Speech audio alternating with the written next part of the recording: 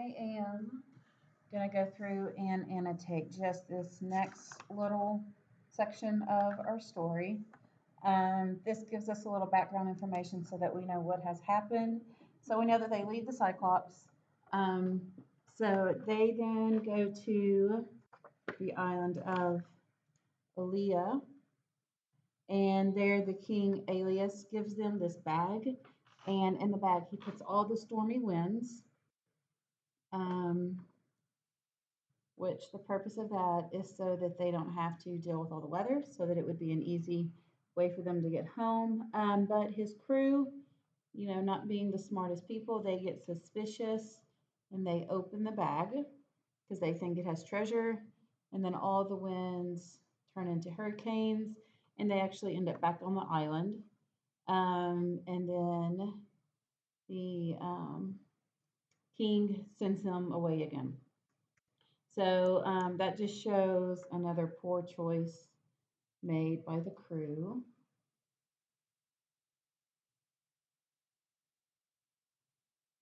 Which we know that the people that he's sailing with are not the smartest. Poor choice made by the crew. Okay, so then they eventually end up on an island with a witch named Circe. And that is what this section is going to be about. So I'm going to read through it and just point out kind of the main details that you need to know. So in the wild wood, they found an open glade around a smooth stone house, the hall of Circe. And wolves and mountain lions lay there, mild in her soft spell, fed on her drug of evil. None would attack. Oh, it was strange, I tell you. But switching their long tails, they faced our men like hounds, who would look up when their master comes with tidbits for them, as he will from table. Humbly those wolves and lions with mighty paws fawned on our men, who met their yellow eyes and feared them. Okay, so right here, they mention that they walk onto her island and into her stone house, and they see wolves and mountain lions laying there. Now, normally we would think of, if you saw like a mountain lion, that they would maybe attack you, but hers were under a spell, which we know she's a witch. So we know that Circe has the animals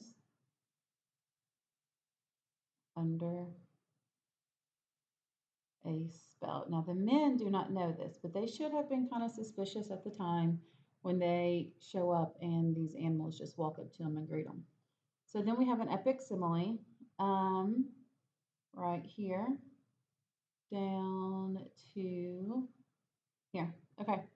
So he says that they are swishing their long tails as they faced our men like hounds, so like dogs, who look up when their master comes with tidbits for them, as he will from the table.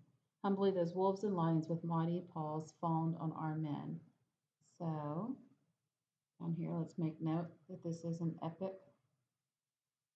simile. And what it is comparing, it's comparing the way these lions and wolves approach the men to the way a hound or a dog would approach their master, their owner, when he comes up with food from the table. So how like an animal or a pet would greet their owner is what these lions and wolves are being compared to. So I'm going to put down here that it compares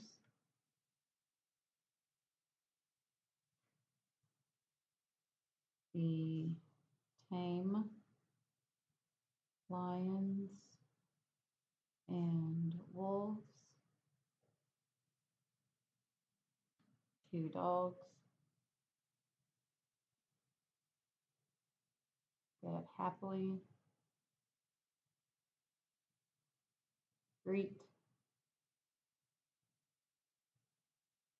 their owners.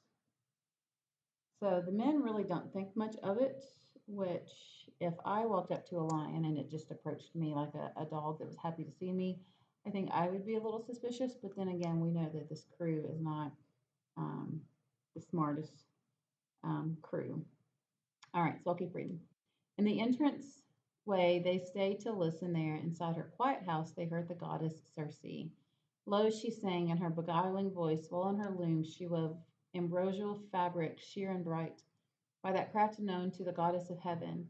None would speak until Polites, most faithful and likable of my officers, said, "Dear friends, no need for stealth. Here's a young weaver singing a pretty song to set the air a tinkle on these lawns and pavement courts.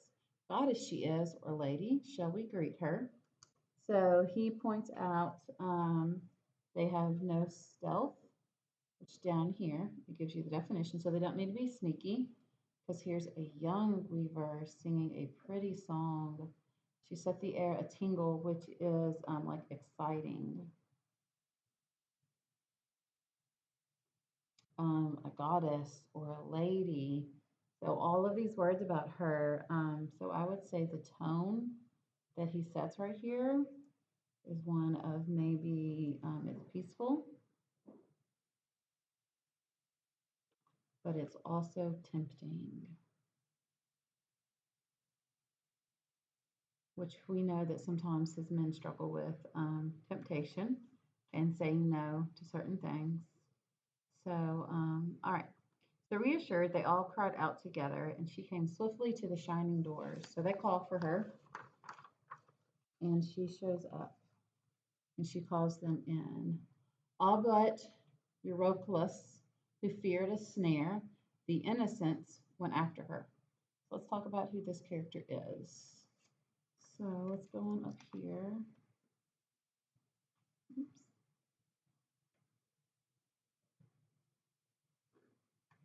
So he is the second in command.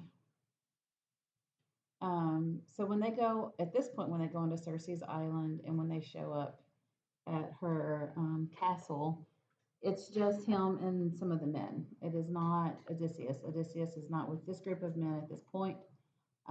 So he is kind of the one leading them. So they all go in, except he feared a snare.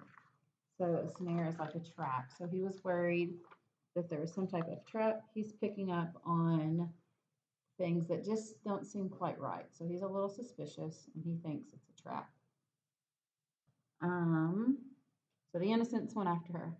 On thrones, she seated them in lounging chairs while she prepared a meal of cheese and barley and amber honey mixed with Crimean wine, adding her own vile pinch, knowing she's a witch. You could probably think that that's some type of drug, something that's going to, or a spell, to make them lose desire or thought for dear fatherland.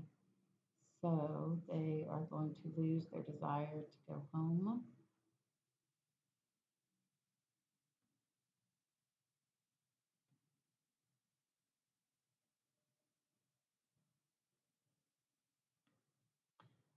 Scarce had they drunk when she flew after them with her long stick and shut them in a pigsty. So that's where pigs live. Bodies, voices, heads, and bristles, all swinish now, though minds were still unchanged. So squealing in they went, and Circe tossed them acorns, masks, and cornel berries, fodder for hogs who rut and slumber on the earth. So she turns them into swinish or swines, which are pigs, which we had read about that when y'all did the predictions, the web quest that you did. So here, this huge amount of his men are turned into pigs. All right, so we still have our second in command. So he comes running down to the ship to cry alarm. There is foul magic that has doomed his men, but working with dry lips to speak a word he could not. He's so shaken, and blinding tears are welled in his eyes. Foreboding filled his heart, which is like negative feelings. When we were frantic, questioning him, at last we heard the tale. Our friends were gone. So lots of vivid words here. Um, and what happens is the second in command comes down to try and tell them what has happened. He has just seen his men turn into pigs, but he's so worked up about it that like he can't even get the words out. And then eventually he does, and he just expresses the fact that his men are gone. So these are some very just vivid words right here. There's a lot of emotion behind them. And that is the excerpt from Circe that we're going to read. There's more that goes on when they're at the island. Circe foreshadows a lot of stuff that's going to happen to Odysseus throughout the rest of the journey. But this is the only part that we are going to read from this section of Circe. There'll be a video for you to watch next that should go over the land of the dead. And then tomorrow we're going to read about the sirens and get into the other main parts of the story. And that's all you should need.